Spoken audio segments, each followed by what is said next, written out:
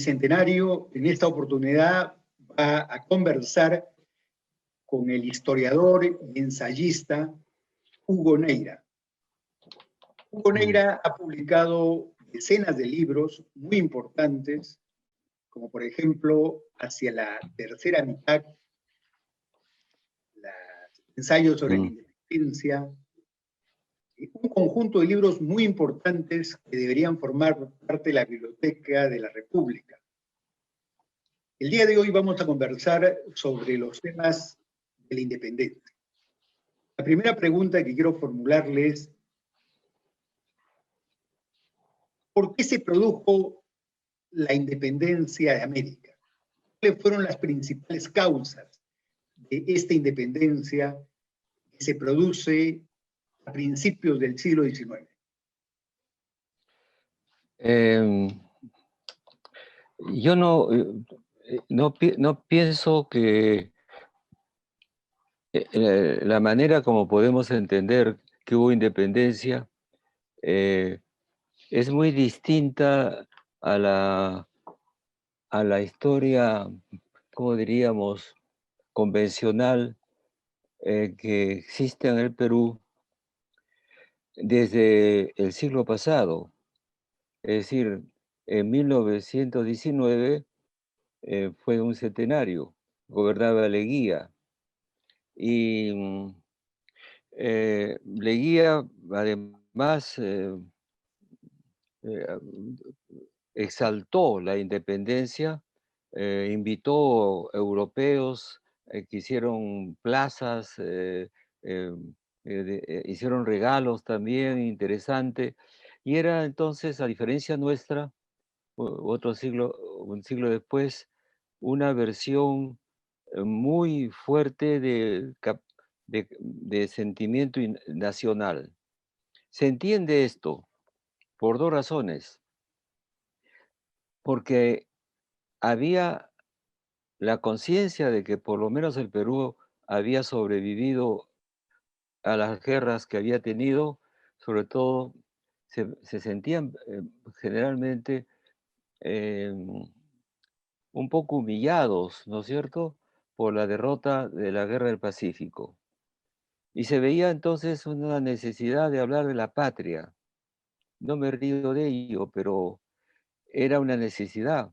Y entonces el Perú festeja esto como un acontecimiento extremadamente nacional. Es evidente que los tiempos han cambiado.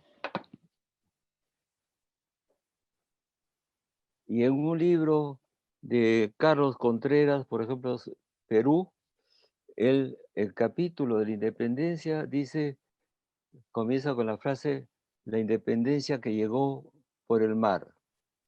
Entonces acá hay una sensación siempre de incomodidad, que la independencia se produjo realmente cuando llegaron de Chile la flota de Cochrane y con San Martín y el apoyo y la llegada de Simón Bolívar.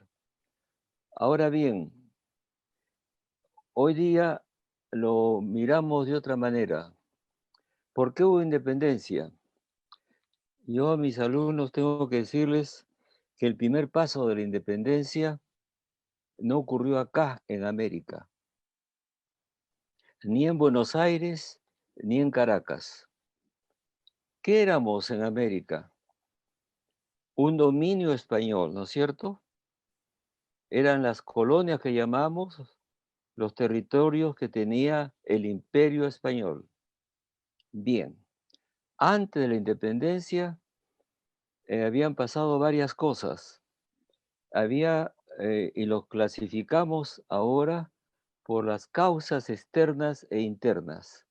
Una de las causas externas fue la reforma borbónica. Hay que explicarla, pero no produjo la independencia.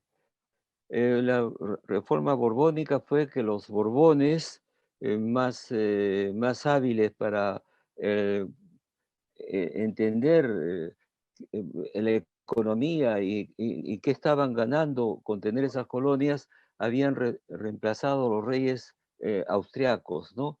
Al- a la casa de los Habsburgo. Y Borbones que eran, se dieron cuenta que esas colonias iban muy progresivamente a la riqueza y España era pobre. Y entonces comenzaron a ajustar las reformas borbónicas impuestos y modificaciones administrativas. Desapareció el corregidor, que era el personaje más importante en la colonia, que tenía relación pues con los caciques de cada pueblo. Es así como funcionó. Los indios tenían sus caciques, tengo que llamarlos indios, y el corregidor estaba ahí. Ya lo cambiaron y pusieron más bien personas civiles para observar eso y lo cambiaron por completo. Sistema francés. Entonces, un funcionario en cada lugar. Y había un descontento, por ejemplo, en el Perú, porque pagaban más impuestos, les imponía, eran más rigurosos en ese terreno y además había una cosa importante, eh, habían modificado la ruta que tenía el comercio del Callao, del Perú, iba por la sierra, de las riquezas que habían en el Perú, en oro y plata, pero abrieron otro virreinato, el del Río de la Plata, y se perdió entonces para los peruanos la importancia que tenía el Callao. Esto era pues un golpe tremendo, se perdían muchas cosas. Había unos antecedentes también fuertes, los fenómenos externos. Un fenómeno externo fue la expulsión de los jesuitas. No hay que olvidar que los jesuitas eran peruanos, fueron echados de toda Europa, de toda América Latina, porque molestaban a la corona española. Eran muy modernos. Otro elemento más que jugó importantemente, y no lo saben, no se han dicho en Perú, pero sí lo hemos dicho ahora que estamos pensando 2 siglos después de qué pasó. Hubo en la Corte de Cádiz. La Corte de Cádiz se hizo la Corte de Cádiz para plantear un tema liberal. Hubo un gobierno liberal en Chile, en España, desde 1880 a 1814. ¿Por qué lo ocultamos? Por- Porque queremos pensar que toda la España era inevitable, dominadora, había libertad. Y mi querido amigo, usted que conoce bien y es un hombre político, fue la primera vez que los peruanos fueron a la corte de Cádiz y fueron varios personas, entre los cuales había un indígena que hablaba quechua, pagaron su viaje. Son los primeros diputados que tuvimos en España, ¿no es cierto? Entonces, ese es otro factor importante. El tercer factor era, eh, aparte de la Corte de Cádiz, es que había, pasa, yo lo pongo en primer lugar, el hecho que en 1808 eh, ocurre lo que llaman algunos el regalo de los dioses, ¿no? Napoleón Bonaparte invade España y toma prisionero a Fernando VII, el rey, el idiota que llamaban los españoles porque era muy bruto, ¿no? No cedía en nada, no era liberal, y el padre también, Carlos IV, y lo lleva a Bayona. y entonces entrega la corona de España a su hermano José, que los españoles llamaban José Botella, porque era muy borracho. Y entonces esto significa algo decisivo, porque la corona, el imperio se quedó acéfalo, sin, sin reyes. ¿Por qué lo hizo Bonaparte? No para hacernos un favor, pero nos hizo un favor. Eh, lo hizo para cerrar el mar a los negocios con Inglaterra. Entonces, ese era su problema de Bonaparte, ¿no? Pero eso produjo en todo el mundo americano, continuó el dominio de los virreyes, pero los virreyes tuvieron que llamar a los criollos por primera vez, sobre todo en Caracas y en Buenos Aires, para que gobernaran con ellos. Entonces, ¿qué significa esto?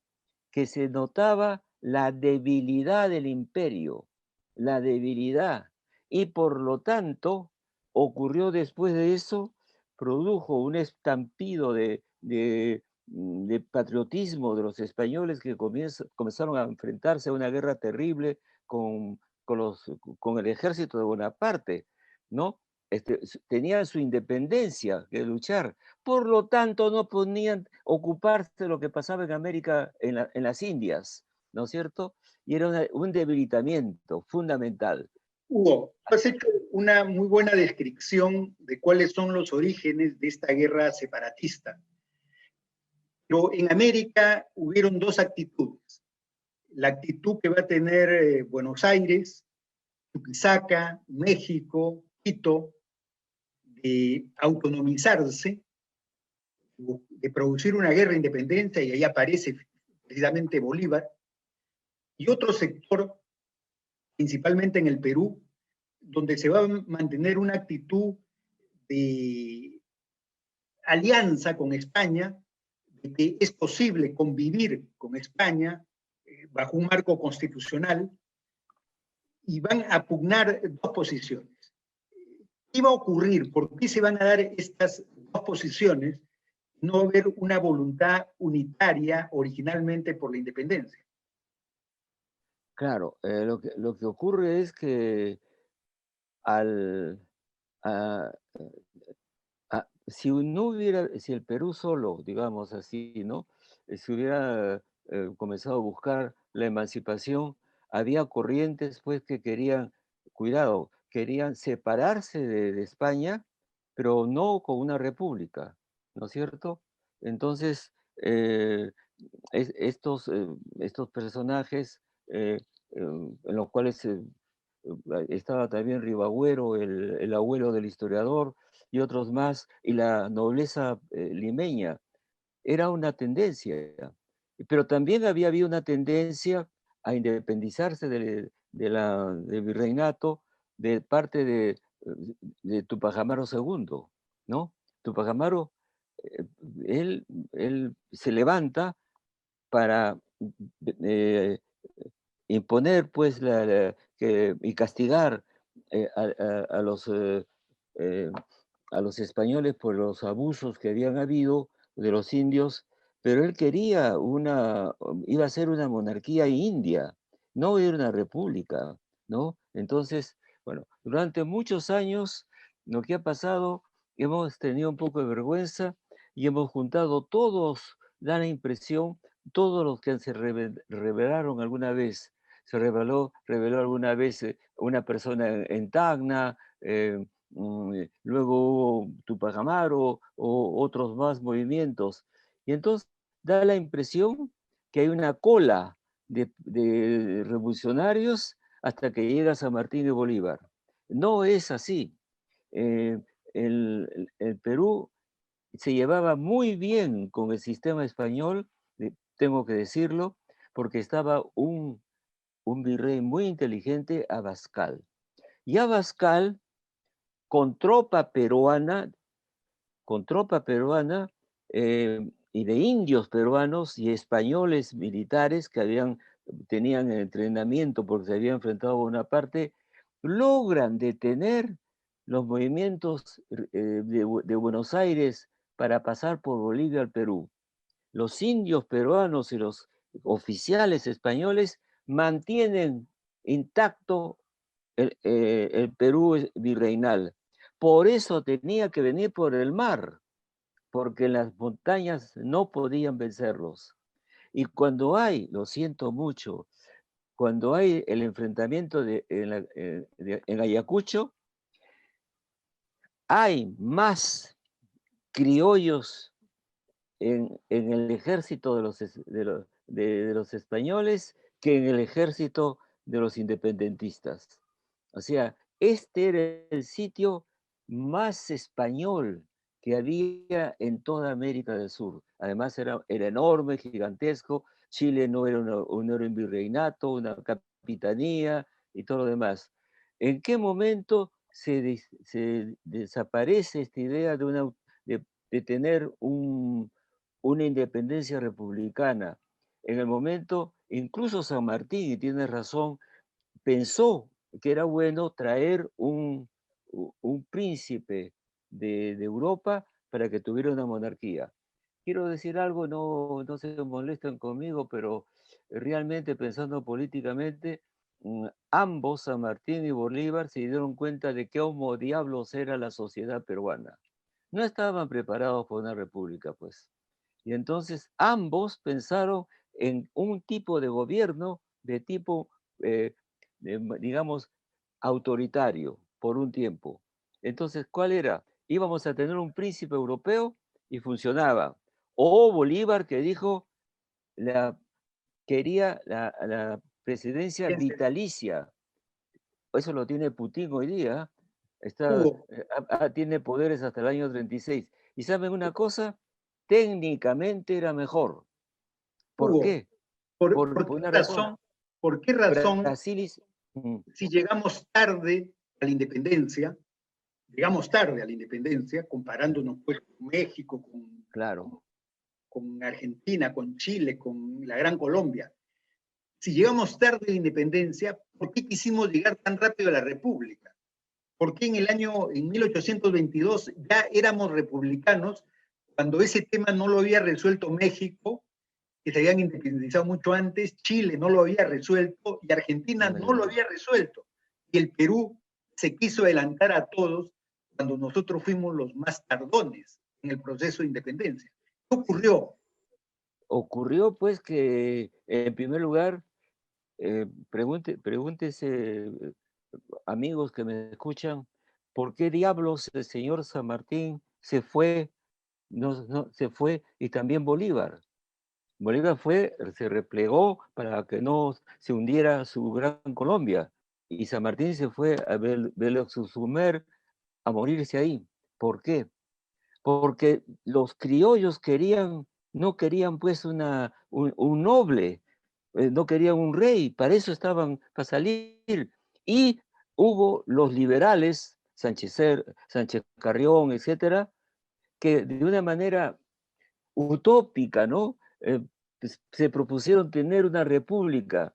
¿Cómo se puede tener una república cuando había una sociedad de castas, en donde estaba ahí la nobleza limeña, estaban los caciques indios, estaban las gentes que pertenecían a capas sociales, étnicas? No estábamos preparados, pues, para ser ciudadanos. Ciudadano quiere decir algo que yo reconozco en ti, la igualdad.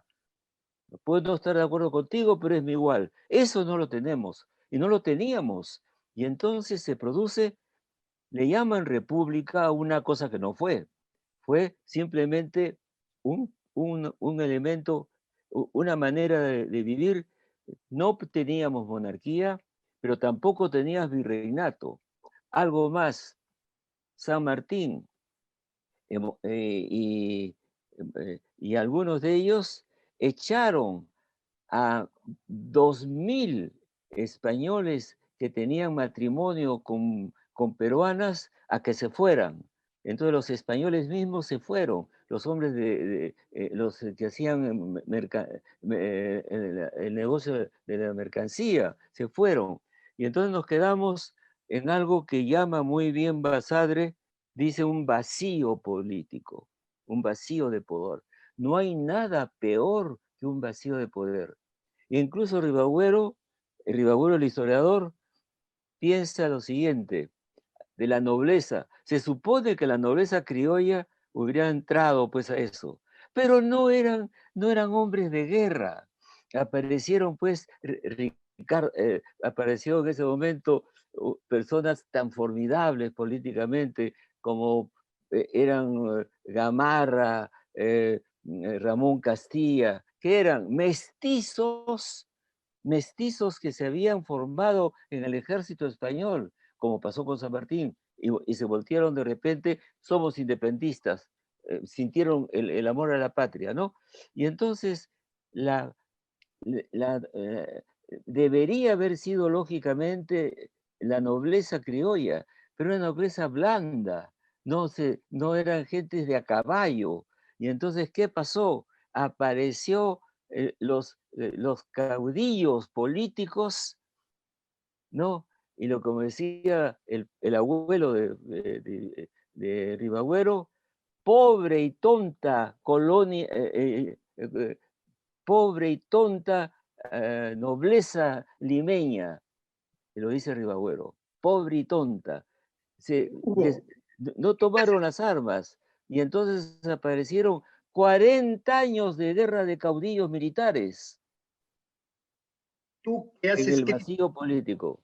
tú que has ¿Mm? escrito sobre la República, has escrito un ensayo que deben ser leído por todos, es la República. ¿Qué ocurrió en América Latina con la República? Se ha hablado, por ejemplo, de la República coronada, de que no creamos una república, sino una mixtura entre las formas virreinales, autoritarias, la retórica republicana. ¿Qué ocurrió? No había un paradigma, Francia no fue el paradigma. ¿Qué ocurrió con Haití, la primera república latinoamericana? ¿Por qué la república no pudo funcionar durante cerca de 50 años en América Latina? ¿Qué había ocurrido? ¿Cómo se interiorizó el tema republicano? ¿Cómo asumimos la república? Bueno, por una razón, llegó demasiado rápidamente, ¿no? Se adelantó algo. Eh, la nación peruana no existía, es el Estado peruano que lo forma como nación. Y aún hoy día, yo diría que todavía no hay nación peruana. Fíjate la diferencia que hay entre los andinos y los criollos, ahora, con los problemas electorales, ¿no es cierto? Entonces, yo he vivido en Francia, he estudiado en Francia, cuando en el caso europeo era al revés.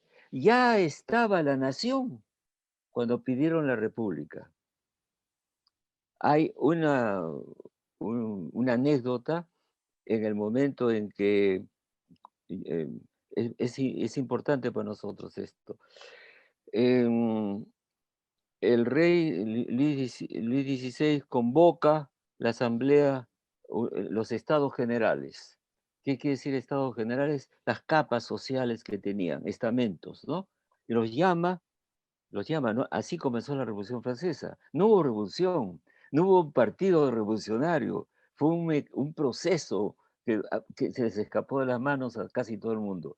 Y entonces el rey les llama porque estaban quebrados económicamente, tenía necesidad de preguntarles qué pasaba con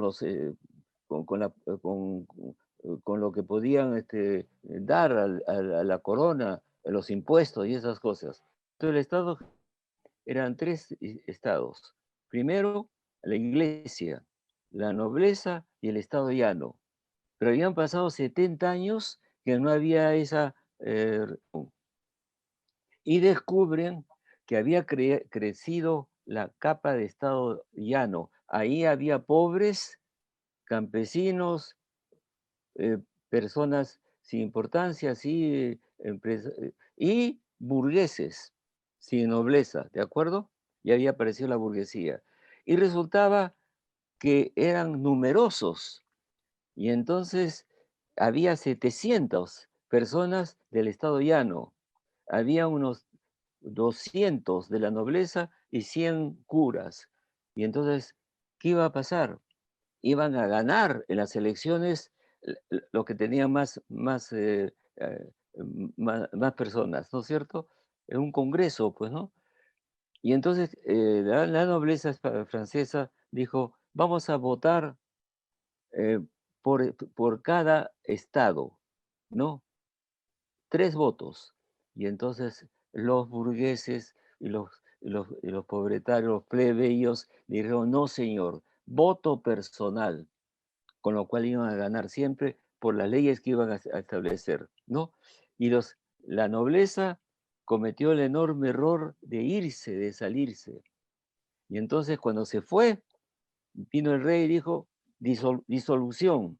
Y ahí se paró Danton, le dijo, Majestad, usted nos ha llamado y hemos venido con sus propios recursos a caballo.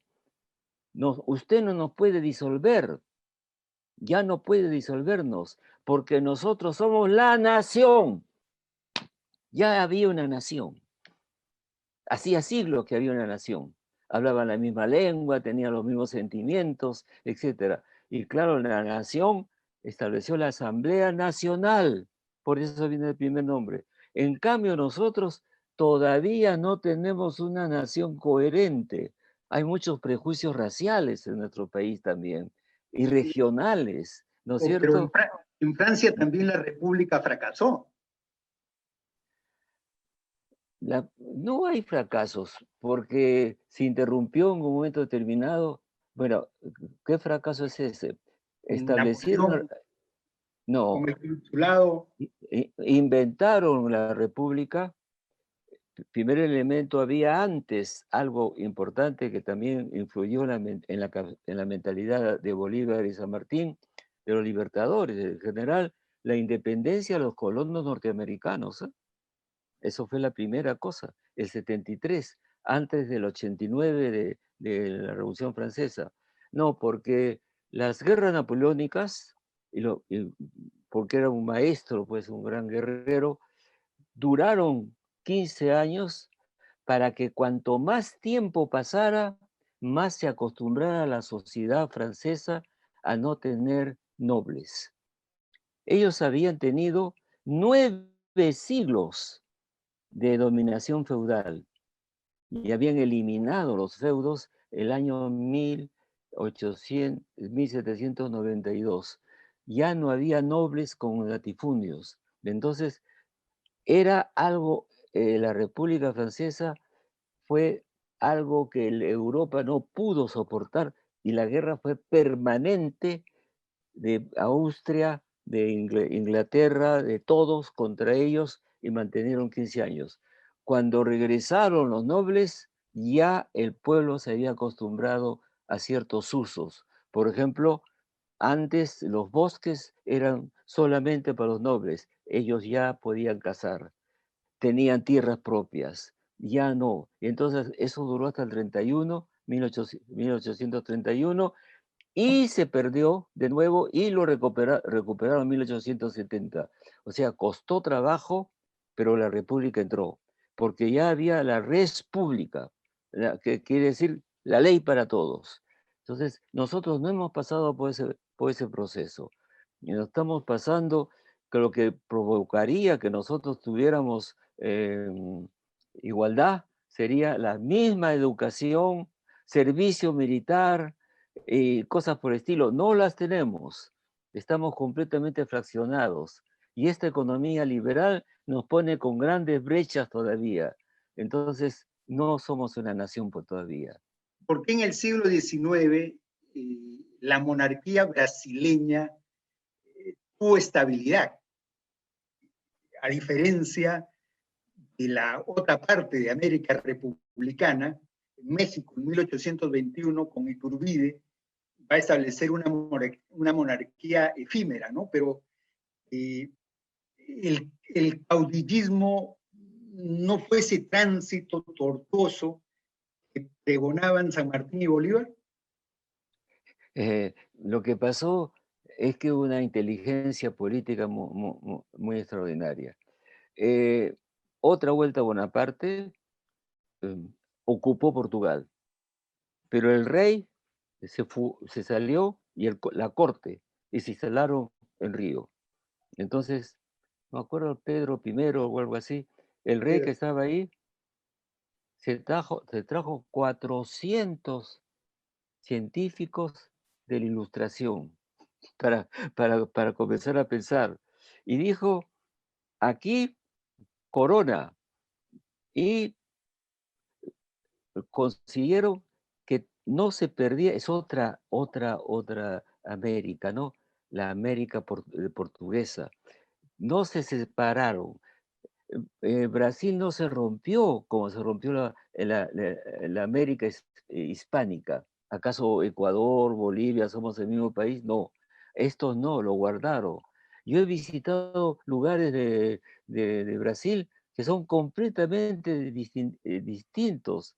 En la Amazonía no tiene nada que ver, por ejemplo, con Río, eh, con, con la capital, que son las ciudades, son extraordinariamente modernas, sin embargo están todas juntas. Y por eso pasaron tranquilamente, sin pelear con, Portugal, pasaron a ser ellos una potencia enorme sin que se rompiera. Nosotros nos rompimos. Y además, la inteligencia de Pedro I, cuando le dijeron que ya se había ido Bonaparte y que debía regresar, dijo, no, me quiero el día que me quiero. Me quedé. Yo me quedo. Y se quedó. Y entonces esto fundó una potencia extraordinaria que nos friega además. Es una especie de proyecto de imperialismo. Odebrecht descubrió que podía comprarse la clase política de varios países. Esto tiene una necesidad de imperio. ¿Y cómo nos enteramos de Odebrecht? Por los norteamericanos, que no querían pues que los brasileños se vuelvan, les quiten eh, su la tierra latinoamericana que es suya, ¿no? No quieren que se metan ahí. Entonces, Brasil, cuidado, ¿eh? Brasil es una potencia y tremenda, muy organizada y muy moderna. Así porque hubo una inteligencia política. Bolívar no lo escucharon. ¿Por qué no era posible la unidad de estos países? O sea, la promesa de Belgrano, de Miranda, de Bolívar, es que la independencia se hace para unirnos, no para integrarnos. Y la independencia, cuando se establece la independencia, solo había 7 estados. En 1824 solo había 7 estados. En el transcurso de las décadas siguientes vamos a crear 20 estados más. ¿Qué ocurrió? ¿Por qué la independencia no produjo la unidad, sino la desintegración? No había pues un centro político, el territorio era enorme, luego em, Chile se convierte en un país separado. Bueno, te iba a preguntar por qué Europa es también fragmentada. Hay formas de culturas particulares. En el fondo, fíjate, son dos familias. Los países republicanos durante el siglo XIX que tenían población autóctona, ¿no? Local, en mayoría. Y los países que recibieron migración europea. En la migración europea está Argentina, evidentemente, Chile también, hay muchos alemanes y otros, Brasil también, y Uruguay. Entonces, ha sido más fácil la democracia en el sentido del demos de igualdad en esos países que en el Perú. En el Perú todavía entre cholos y blancos no se entienden. Y hay desprecios y hay rencores también. Rencores y manera de tomar distancia, ¿no? Entonces, esto eh, no podría ser una república por Tú, completo tú has por incluido un concepto que se llama la herencia colonial. la herencia. Colonial. Tú usas en tus ensayos el concepto de la herencia colonial, o sea que la república tuvo una herencia colonial. Una de esas manifestaciones, lo dices en este momento, es el racismo. ¿Qué más quedó de esa herencia colonial? Naturalmente se extendió. Lo que llamaban la república era, primero hubo un conflicto de 40 años y de pobreza. Retrocedimos económicamente. Se entiende fácilmente, los ejércitos de los caudillos tomaban libremente lo que necesitaban, los soldados comen, ¿no? Necesitan en los hacendados. Estaban quebrados. Cuando llega el milagro, ¿no? Que llega al Perú y que lo pueden sacar de la miseria, el guano. En ese momento llega Ramón Castilla. Castilla, que es un hombre de origen popular y que aprende, es muy inteligente, aprende la política él mismo. Es el, ahí, fíjate, 40 años después de la independencia, recién había un presupuesto de la nación, del gasto, 40 años después. Y lo que, y lo que hay es una república para los alfabetos, ¿no? Y por lo tanto todo el mundo indígena quedaba fuera, ¿no? Y además había muchos blancos o otras gentes que no sabían leer y escribir, era un voto indirecto y el resultado era que el mundo político era muy pequeño. Cuando, mira, 1860 por ahí, cuando Pardo es elegido presidente, eh, la señora Maquevo, que lo ama, el caso de Pardo, ¿no?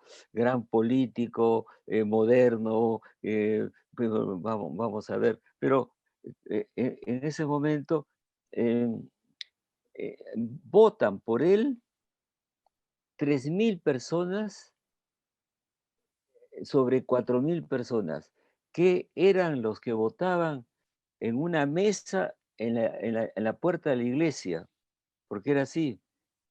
Los personas notables, si no tenías 1.000 soles al año, no podías ser un ciudadano. Entonces eran unos grupos pequeñísimos de peruanos que tenían la actividad política. El resto o eran analfabetos, alcanzando a los negros y todo lo demás, y a eso le llaman república. Y durante todo ese periodo, otra cosa que también se da cuenta Basadre, fue el momento de que de la costa comenzó a tomar tierras en el mundo andino. Y ahí fue cuando robaron las tierras de los campesinos, los hacendados que llegaban a cualquier valle andino y claro, ganaban ante los jueces los juicios que tenían con los indígenas. Ellos sufrieron, nunca los indios han perdido más tierras y han sido más humillados que durante el siglo XIX. Hay que esperar hasta el año 31 del siglo XXI, del siglo XX, para que haya una masa de gentes en la elección. 300.000 personas el año 31 y la mitad, Haya de la Torre y Sanchizerro. Era el 5% de la población del Perú. O sea, la República llegó bien tarde, la masa electoral. La república práctica a la cual te has referido con el gobierno de Pardo Sí, y pudo ser un proyecto de dirección burguesa del Estado. sí. ¿Qué pasó en esa etapa? independiente de la guerra con Chile, ¿no? La guerra frustró todo ese proceso, pero ¿qué hubiera pasado si no hubiera habido guerra? ¿Crees que se hubiese ¿Qué hubiera consolidado una élite pasado? dirigente? ¿Qué hubiera pasado si una persona como Pardo, que estuvo fuera del Perú mucho tiempo y se formó en Inglaterra, se equivocó de país? Lo que él podía haber hecho, lo que quería hacer, era para Argentina, no para el Perú. Eh, Se enamoró de la posibilidad de los ferrocarriles. Había comenzado ya la revolución industrial en Europa. Muy bien. Ramón Castilla le dijo, cuando Chile compre un barco de guerra, el Perú debe comprar dos. No los compró, mi querido amigo. Se quedaron en Inglaterra. Si esas fragatas hubieran sido, se habrían venido al Perú, puede que no hubiera habido guerra. ¿Por dónde entraron los chilenos? Por el mar. ¿Cuánto tiempo los retuvo eh, nuestro gran Grau? Seis, 6 meses. 6 meses. Y después entraron por el mar. Todas las desgracias del Perú han pasado por el mar. La llegada de los españoles, la llegada de los chilenos intervinieron. Mire cómo es la tontería peruana. La independencia también vino por el mar. Por la independencia también por el mar. Fíjate la, la tontería peruana, porque eso, por no decir otra palabra, ¿no? Eh, Chile ve la Confederación Perú-Boliviana, que se espantan. Y entonces los mejores pensadores de ellos dicen, se sabe, no nos conviene esta reunión entre Bolivia y Perú. Nos hicieron la guerra a la Federación Boli- Peruana Boliviana. ¿Y qué intervinieron? Los costeños y personas importantes en ese momento para con los chilenos vencer a Santa Cruz, 30 años antes de la invasión chilena. O sea, 2 veces nos equivocamos. Y entonces, ¿qué pasó? Ahí, la, después de esto, de ese fracaso, ya cambió mucho las cosas, pero eso es otra historia, ¿no? Tras la derrota de la guerra del Salitre, viene la República Aristocrática, llamada por Basadre, así. ¿Qué significó la República Aristocrática en la historia peruana? Mira, en primer lugar, éramos tan ingenuos que no teníamos ejército. No había escuela militar. La escuela militar llega con una misión francesa en 1885 con Pierola. Ah, O sea, Bolognesi era un hombre de negocios, de comerciante, con, como era comerciante italiano y por amor al país que lo había guardado, pues él lo nombran coronel, paga a sus soldados. No teníamos, aparte de Grau, una escuela militar. Es decir, a los peruanos les pasan las cosas porque a veces se nos pasea el alma, que nunca creemos que van a pasar cosas. Yo detesto esta idiotez peruana, perdona, que dicen hay que ser optimista. No, pues oye, eh, no pasa nada, todo se va a quedar igual. Nos ha pasado todo, desde el ataque de Chile hasta Sendero Luminoso. ¿Quién iba a pensar cuando en los años 70 había 13 izquierdas, no, que una de ellas decidía la guerra al Perú, que fue la guerra de Sendero Luminoso? Nadie pensó eso, que desde una universidad se formaba un ejército, no era más que un partido, era un ejército, ante todo. Y así nos van a pasar muchas cosas, incluso ahora, porque creemos que Dios es peruano, pues. Ese es uno de los problemas. Entonces, ¿cómo rompieron el Perú, Bolivia y Perú? Seríamos una potencia en este momento. Y Bolivia tendría salida al mar. Es grave. No vemos las cosas realmente. No tenemos el gusto de de incluso estudiar y ver las cosas que no nos gustan, pero que existan, el realismo, ¿no? El pragmatismo. Ahora, Hugo, ¿cuál es tu balance de estos 200 años de vida independiente? ¿Cuál es tu balance? ¿Cómo ves un balance?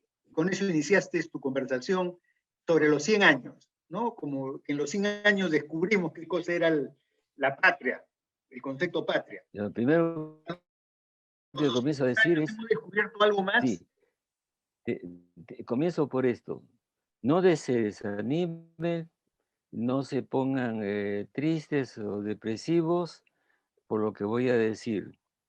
Eh, es muy poco tiempo, 2 siglos, es 2 siglos, porque a lo que voy, todo está por hacerse. Para comenzar, el Estado.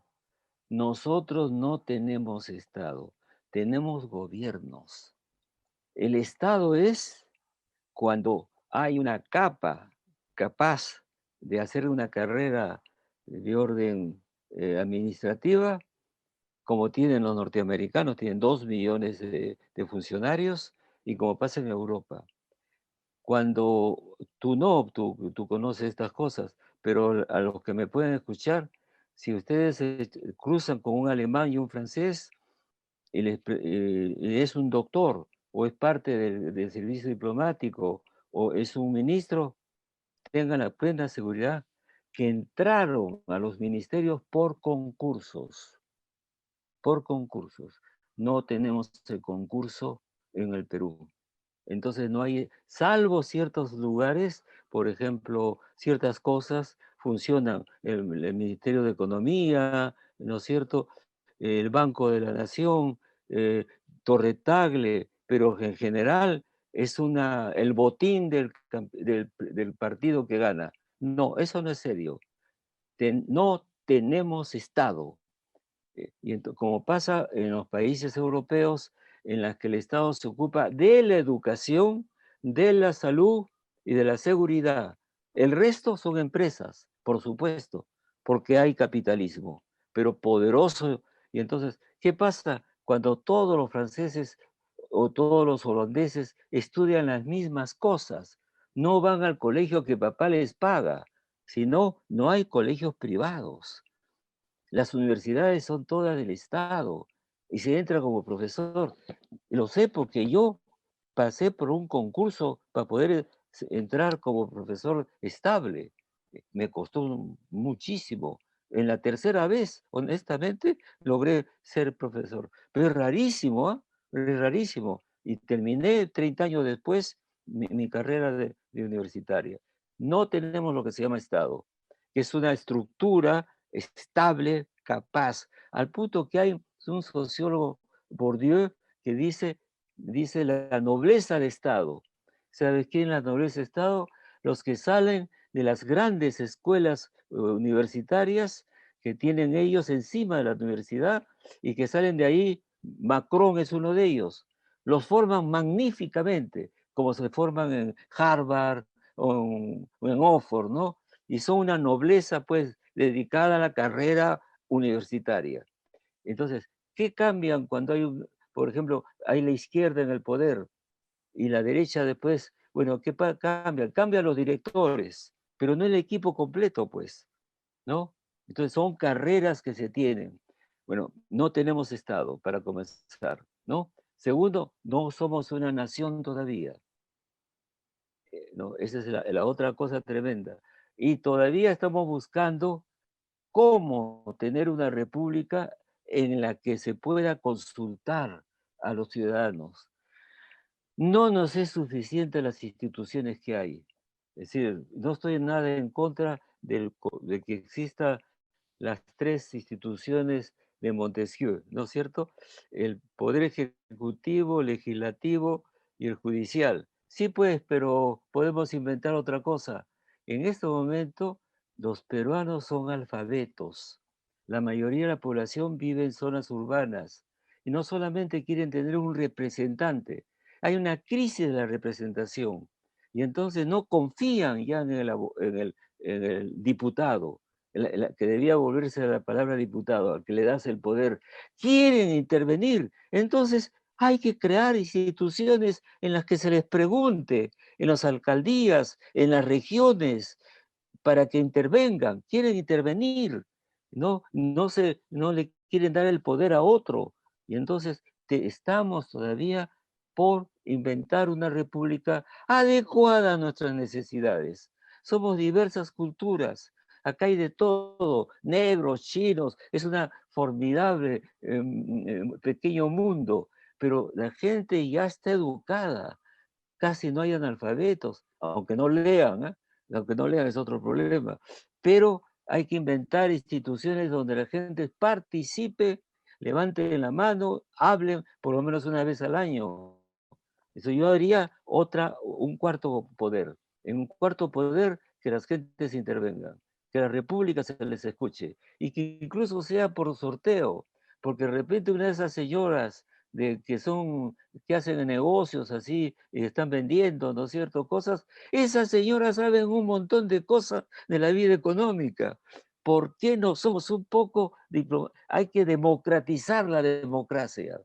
Inventar instituciones adecuadas a nuestra mentalidad, porque no somos pues Europa, ¿no? No hemos tenido la ilustración, no hemos tenido la edad media larga en la que se fueron formando las naciones, no hemos tenido. Entonces tenemos que inventar instituciones nuestras, sin tocar lo judicial, lo ejecutivo, porque si alguien tiene que tomar decisiones, y también pues el Congreso, ¿no? Pero tenemos que tener otro tipo de relación con qué pasaría si un gobierno se le ocurre poner un aparato para que aprieten un botón, negro o rojo, en cada familia del Perú. ¿Está usted de acuerdo con tal cosa? Apunte, pum, negro o rojo, sí, no, y lo toman en cuenta. ¿Por qué no les preguntamos al pueblo? ¿Crees que falta todavía la república deliberativa? Así es, así es. Y entonces te- hay que terminar de construir la casa, no está acabada. Fuera que le falta toda la infraestructura, no tenemos grandes carreteras, no tenemos uno de los candidatos, me decía, una cosa que lo grabé en el instituto y que se puede ver, me dijo, una carretera un tren desde Tacna a Piura, formidable. Llevarse la capital a Junín, porque para acabar pues este lío y esta envidia de la provincia y Lima, debería estar ahí en Junín, que fue el lugar primero que vio Pizarro, pero después estaba rodeado de indios por todas partes y los barcos estaban por si acaso en la costa, bajaron a Lima por eso también, para poder subirse al barco, en caso que perdía porque hubo resistencia, hubo mucha resistencia. Entonces, el Perú es un país niño, es un país adolescente, como decía Sánchez, hay que construir un montón de cosas todavía. No es un país viejo. Como republicanos, somos un país muy joven, demasiado joven. Hugo, te agradezco por estas reflexiones que estoy seguro van a servir para que todos liberemos sobre lo que has planteado, ¿no? Te agradezco por este diálogo que hemos tenido, tus ideas que siempre son frescas, siempre mirando el siglo XXI. Yo soy el que te agradece. Y lo que he dicho es un poco loco. Eso de la gran apertura a gentes, incluso un cuarto por lo menos de votos. Pero si no hay locos, no habría ciencia ni conocimiento. Colón vino, pues estaba medio loco. Agradecemos al doctor Hugo Neira, que nos ha recibido en su lugar de trabajo permanente, en su biblioteca, donde están sus libros adorados.